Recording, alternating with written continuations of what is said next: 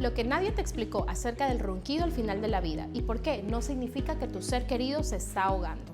Este sonido se llama estertor terminal y ocurre porque el paciente ya no puede tragar ni toser y estas secreciones se acumulan en la garganta. Puede sonar angustiante, pero la evidencia científica nos dice que el paciente no lo percibe como sufrimiento.